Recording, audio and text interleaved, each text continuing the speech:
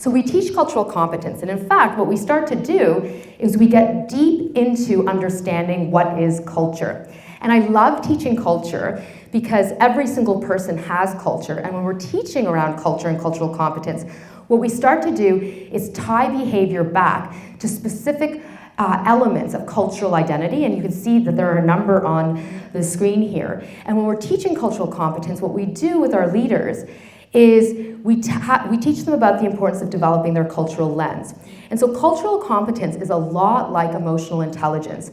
As you may know, there are two key pillars to EQ. Heightened awareness of the self, who I am, my strengths, my interests, my preferred behaviors, helps, and managing around that helps me to have heightened social awareness, understanding of others, their strengths, their needs, and their preferred behaviors. And as you know with EQ, what we do is rather than me changing my rather than me expecting that you change your behavior, I change my behavior and meet you where you are based on your needs. The same thing is true with cultural competence.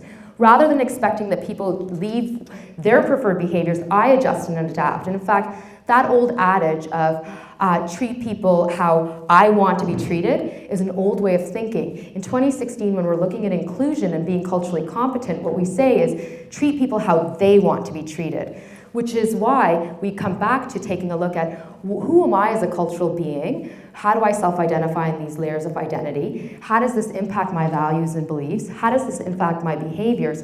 And then, of course, how am I judging others' behaviors? And am I adjusting and adapting?